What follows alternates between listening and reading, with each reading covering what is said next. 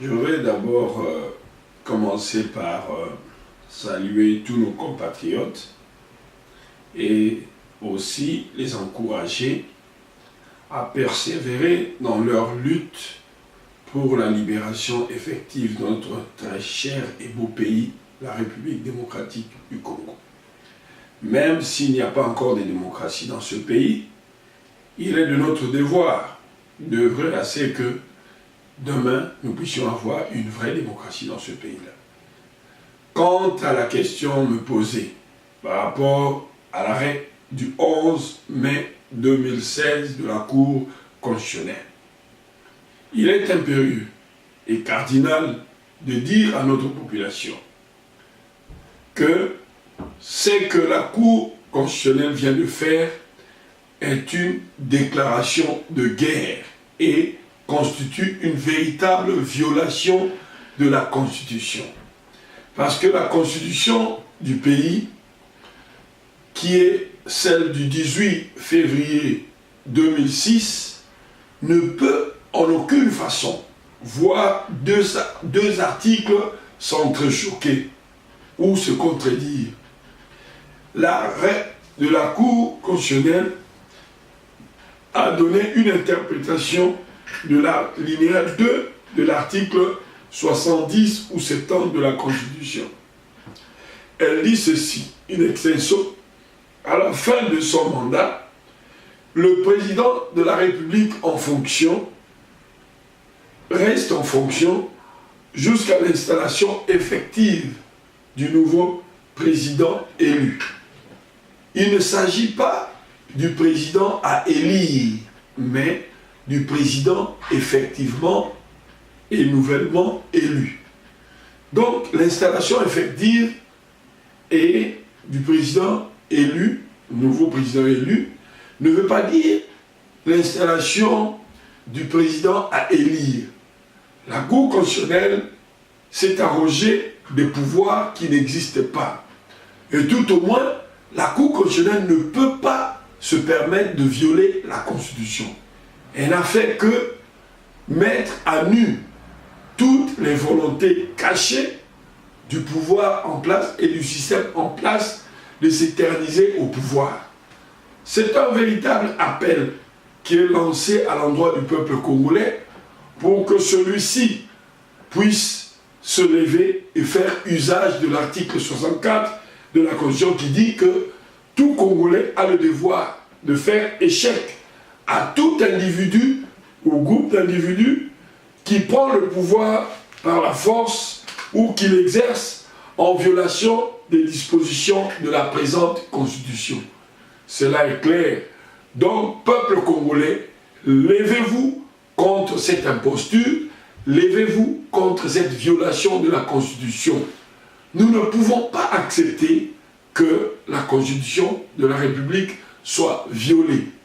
Même si cette Constitution comporte des imperfections que nous allons devoir changer demain, mais nous devons défendre les valeurs qui sont contenues dans cette Constitution par le fait de se lever comme un seul homme contre cette imposture. La Cour constitutionnelle vient donc de violer la Constitution contre la volonté du peuple congolais souverain. C'est ainsi que nous demandons à notre peuple d'observer une véritable opposition contre le régime en place. Peuple congolais de la diaspora, en synergie et de connivence avec nos frères restés au pays, nous devons absolument accompagner nos frères et sœurs qui vont manifester et qui vont paralyser, qui vont se dresser contre le régime en place. Je vous invite vivement à résister contre cette imposture, à devoir pouvoir chasser le système Hippolyte Kanambe, alias Joseph Kabila, lui et tous ses acolytes, comme Mende Bisengimana, Kanyama et autres, ils doivent absolument être chassés par la force, parce que l'arrêt de la Cour constitutionnelle constitue un véritable aveu de défi. Voilà pourquoi nous appelons notre peuple à pouvoir résister. Nous invitons notre peuple à résister vigoureusement contre cette imposture, contre cette violation de la Constitution. Le 26 mai 2016, en synergie avec nos compatriotes, avec l'opposition, qui a appelé à une manifestation grandiose au pays, nous demandons à ce que tous les Congolais de la diaspora puissent se lever partout, où que vous soyez, que ce soit à Paris, à Bruxelles, à Berlin, à New York, à Washington, en Afrique du Sud et partout où vous vous trouvez les Congolais, levez-vous le 26 pour accompagner, pour agir en synergie avec nos frères congolais qui sont sur le terrain.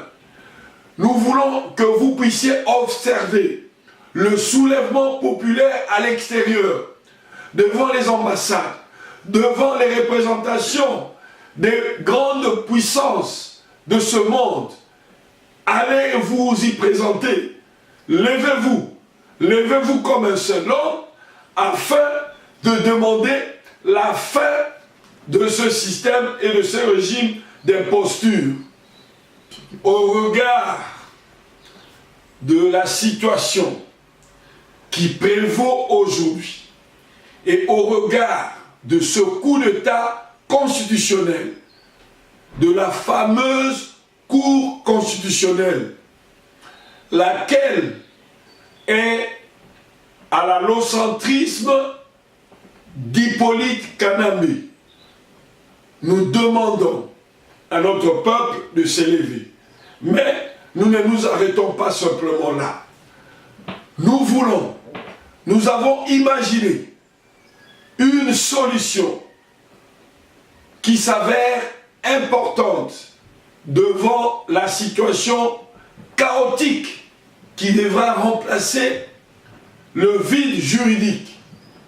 Dit-on, gouverner, c'est prévoir. Nous avons pensé à lancer le Forum souverain pour la sauvegarde de la démocratie au Congo RDC. Cela consiste en ceci, qu'il doit se tenir. C'est, à mon sens, un testament que nous devons rédiger. Le testament se rédige du vivant d'une personne physique ou morale, puisque le régime en place est considéré comme une personne morale. C'est maintenant que nous devons rédiger son testament, puisqu'il est en train d'aller vers sa mort certaine. Le soulèvement populaire devra laisser à coup sûr un vide juridique. Et comment combler ce vide juridique? Nous avons proposé le Forum souverain pour la sauvegarde de la démocratie au Congo RDC. Pourquoi nous avons appelé ça Forum souverain? C'est parce que les décisions, les résolutions qui seront issues de cette rencontre historique devront avoir un caractère souverain et contraignant, devront s'imposer à tout le monde, auront des effets erga omnes. Le Forum souverain devra se tenir en dehors des frontières congolaises pour des raisons sécuritaires.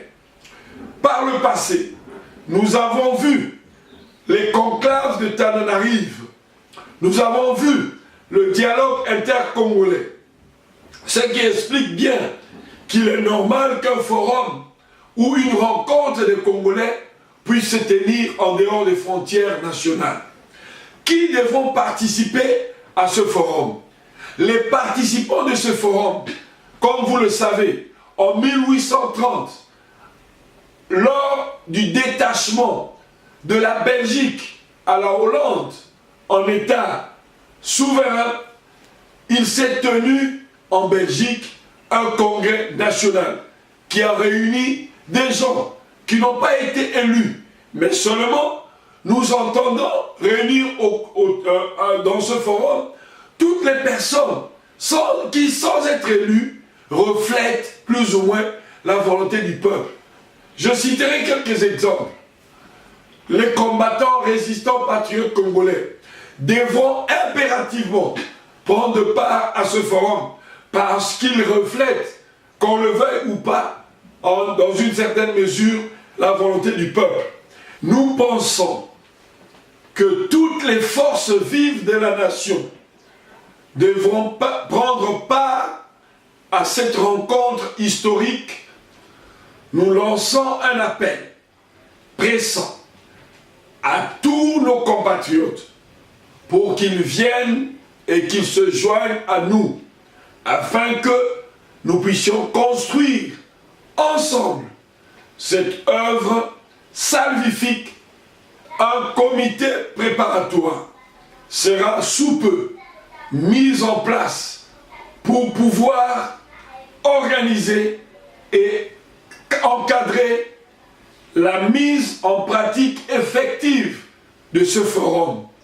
Je dis et je vous remercie. Merci.